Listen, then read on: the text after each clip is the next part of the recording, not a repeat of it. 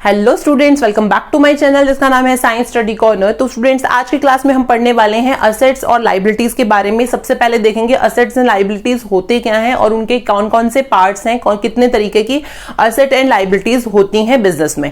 तो करते हैं अपनी वीडियो स्टार्ट। और वीडियो स्टार्ट करने से पहले अगर आपने मेरे चैनल को सब्सक्राइब नहीं किया तो पहले जाके सब्सक्राइब कर लो, वीडियोस को लाइक कर दो और अपने फ्रेंड्स के साथ शेयर कर देना। तो स्टूडेंट्स स्टार्ट करते हैं। तो सबसे पहले हम चलते हैं लाइबिलिटीज की तरफ। लाइबिलिटीज होती क्या है? तो liability refers the amount which is the financial obligation of the business. तो ये एक तरीके की फाइनेंशियल ऑब्लिगेशन है जो हमने किसी आउटसाइडर से, या हम कह लीजिए हमने कहीं से उधार लिया है, ठीक है, हमने कहीं से ऋण लिया है, उधार लिया है, वो हमें नियर फ्यूचर में पे करना है। तो वो हमारी क्या होगी? एक फाइनेंशियल ऑब्लिगेशन होगी, जिसे कि क्या हम बोलेंगे? लाइबिलिटीज बोलेंगे। ठीक, अब तो इसमें भी कौन कौन से एग्जांपल हैं हमारे पास? लाइबिलिटीज कौन कौन सी तरीके की होती हैं? हमारे क्रेडिटर्स हमारी लाइबिलिटीज हैं, और कैपिटल हमारी लाइबिलिटी है, बैंक लोन हमारी लाइबिलिटी है, और या फिर बैंक ओवरड्राफ्ट है, ये हमारी लाइबिलिटीज हैं। ये कुछ एग्जांपल हैं जो हमारे लाइबिलिटीज में एज ए लाइबिलिटीज हम इनको अपने लेंगे। ठीक, तो अब हम देखते हैं कि लाइबिलिटीज भी कितने तरीके की हो सकती हैं। तो हम देखते हैं हमारे पास दो तरीके की लाइबिलिटीज हैं। एक है हमारी इंटरनल लाइबिलिटीज, दूसरी है हमारी एक्सटर्नल लाइबिलिटीज। तो इंटरनल लाइबिलिटीज जो हमें विद इन ऑर्गेनाइजेशन, जो हमारे बिजनेस के अंदर जो हमारी कहीं से हमने पैसे लिए हैं, जैसे सपोज कैपिटल। तो कैपिटल हमने किससे लिए? अपने ओनर से लिया है, ठीक है, या अपने प्रोप्राइटर से लिया है। तो वो हमारी क्या होगी? एक तरीके की इंटरनल लाइबिलिटी है, वो हमें उनको पे करनी है, वो हमारी इंटरनल लाइबिलिटीज है। ठीक, अब हम चलते हैं एक्सटर्नल लाइबिलिटीज की तरफ। तो एक्सटर्नल लाइबिलिटीज क्या है? जो हमने आउटसाइड से लिए हैं, मतलब आउटसाइडर से लिए हैं, उधार लिए हैं, या फिर हमने कोई लोन लिया है, तो वो हमारी क्या होंगी? एक्सटर्नल लाइबिलिटीज होंगी। तो इसमें कौन कौन से एग्जांपल हमारे पास हो सकते हैं? तो क्रेडिटर्स हैं हमारे। तो क्रेडिटर्स हमारे क्या है? एक्सटर्नल लाइबिलिटीज हैं। कोई बैंक लोन है तो वो भी हमारा एक्सटर्नल लाइबिलिटीज है। तो समझ आया आपको? इंटरनल लाइबिलिटीज क्या है? जो हमें विद इन ऑर्गेनाइजेशन कहीं से लिया है, जैसे सपोज हमारे कैपिटल है, वो हमारी इंटरनल लाइबिलिटीज होंगी। और एक्सटर्नल लाइबिलिटीज जो हमने आउटसाइड से लिया है, जैसे कि बैंक लोन हो गया, क्रेडिटर्स हो गए, वो हमारी एक्सटर्नल लाइबिलिटीज हो जाएगी। अब हम देखते हैं कि लाइबिलिटीज को आगे भी तीन पार्ट्स में बांटा गया है। ठीक, तो हमारे पास एक होती है करंट लाइबिलिटी, एक होती है हमारे पास नॉन करंट लाइबिलिटी, और एक है हमारे पास कॉन्टिंजेंट लाइबिलिटी। ठीक है, तो करंट लाइबिलिटीज क्या है? करंट लाइबिलिटीज वो लाइबिलिटीज हैं जिसे हमें विद इन 1 ईयर हमें वो उसे पे करना है, वो चुकाना है जिससे हमने उधार लिया है।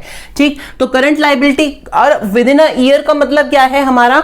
With in a financial year, एक फाइनेंशियल ईयर के अंदर हम उसे पे करना है। जब हम अपने अकाउंट्स की क्लोजिंग करेंगे अपने फाइनेंशियल ईयर के क्लोजिंग के टाइम पे, तब हमें उस टाइम पे इसको अपने जो भी हमारी करंट लाइबिलिटीज हैं उनको क्लियर करना है। तो करंट लाइबिलिटी क्या थी? With in a financial year हमको क्या करना है? इन्हें पे करना है। ठीक है, पे with in a financial year. अब हम देखते हैं कि नॉन करंट लाइबिलिटीज कौन सी है। वो लाइबिलिटीज जिन्हें हमें लॉन्ग टर्म के लिए लेके चलना है, मतलब लॉन्ग टर्म में हम उसको पेमेंट करेंगे, हमें विद इन अ ईयर हमें पेमेंट उसकी नहीं करनी है।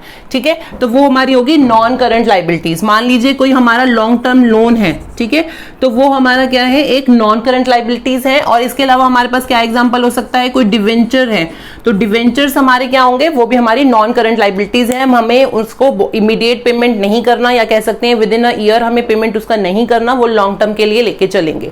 इन दोनों के अलावा हमारे पास एक और लाइबिलिटीज होती है, उसे हम बोलते हैं कॉन्टिजेंट लाइबिलिटीज। कॉन्टिजेंट लाइबिलिटीज वो होती हैं जो दे में अराइज। ठीक, अराइज मतलब एक तरीके से वो हमारे पास आ सकती हैं नियर फ्यूचर में, हमें उसके बारे में हमने कुछ प्लान नहीं करा, कुछ सोचा नहीं, हमें नहीं पता था वो आएंगी लाइबिलिटीज हमारे पास, बट वो कॉन्टिजेंट एज ए, वो लाइबिलिटीज को हम क्या कहेंगे? As a contingent liabilities. तो ये कॉन्टिजेंट लाइबिलिटीज जो है हमारी क्या क्या तरीके की हो सकती है? मान लीजिए हमारा कोई कोर्ट में केस चल रहा है, तो वो हमारी एक कॉन्टिजेंट लाइबिलिटीज हो गई। अगर हमारा किसी ने केस कर दिया हमारी कंपनी पे, तो हमें नहीं पता था कि वो लाइबिलिटीज हमारे पास आ सकती थी, बट वो आ गई। ठीक है, तो कॉन्टिजेंट लाइबिलिटीज जो है वो भी हमारी क्या होती है? उसे हम बैलेंस शीट में नहीं लेके चलते। ठीक, बैलेंस शीट में हम इसे नहीं लेके जाएंगे क्योंकि ये बाद में अराइज हो गई हैं। तो हम क्या करेंगे, जब हमारी बैलेंस शीट बनेगी तो उसके नीचे फुटनोट, एज ए फुटनोट इसको नोट कर लेंगे कि ये हमारी कॉन्टिजेंट लायबिलिटीज है, हम उसे बैलेंस शीट में नहीं लेके दिखाएंगे।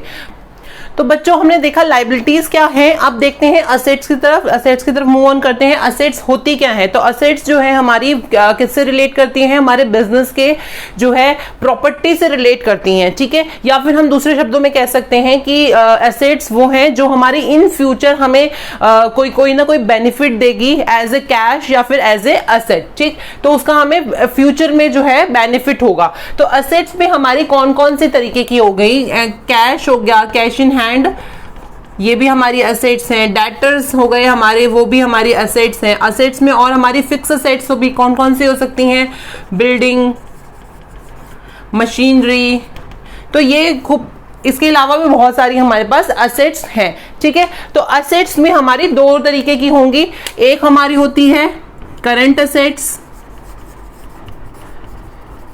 और दूसरी हमारी होती है नॉन करंट असेट्स,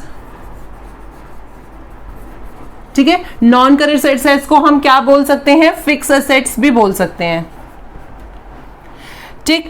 तो करंट असेट्स क्या होते हैं, करंट असेट्स हमारे वो असेट्स हैं जिसका जो बेनिफिट है हमें विद इन अ ईयर मिल जाएगा, with in one financial year हम इसका जो है बेनिफिट ले सकेंगे, इसको हम कैश करवा सकेंगे। जैसे कि हमारे डेटर्स हो गए, ठीक, या फिर हमारे कोई प्रीपेड एक्सपेंसेस हो गए, तो उनका जो हमारा बेनिफिट है हमें विद इन अ ईयर जो है इसको हमें मिल जाएगा बिजनेस में। और नॉन करंट असेट्स वो है जिनका हमें लॉन्ग टर्म के लिए बेनिफिट होने वाला है, मतलब लॉन्ग टर्म के लिए जैसे कि हमारी बिल्डिंग होगी, हमारी मशीनरी होगी, हमारा लैंड हो गया, हमारे फर्नीचर हो गया, तो ये हमारी क्या होती हैं, फिक्स असेट्स भी बोल सकते हैं और नॉन करंट असेट्स। इसका बेनिफिट हम लॉन्ग टर्म के लिए लेंगे, एक साल के नहीं, लॉन्ग टर्म के लिए हमारा जो इसका बेनिफिट हमें रिसीव होगा। अब इन दोनों में हमने देख लिया। अब इसके अलावा भी हमारे पास दो तरीके की असेट्स होती हैं, टेंजिबल असेट्स, ठीक, और नॉन टेंजिबल असेट्स।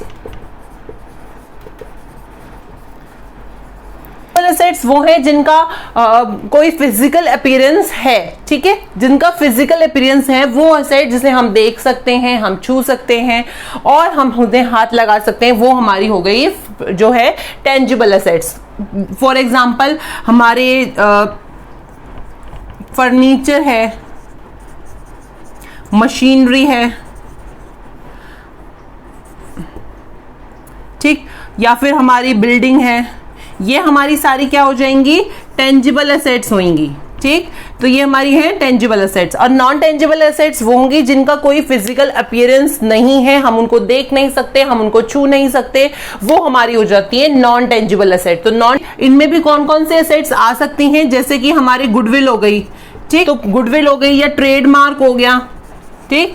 तो ये सब क्या है, हमारे नॉन टेंजिबल असेट्स हो गए। तो हम हमने देखा कि हमारे पास असेट्स क्या कौन से हो सकते हैं, करंट असेट्स कौन से हैं, फिक्स असेट्स कौन से हैं, टेंजिबल असेट्स कौन से हैं, नॉन टेंजिबल असेट्स कौन से हैं। अब इसके अलावा एक फिक्टिशियस असेट्स भी होते हैं, या फिर हम इसे नॉमिनल असेट्स भी बोल सकते हैं।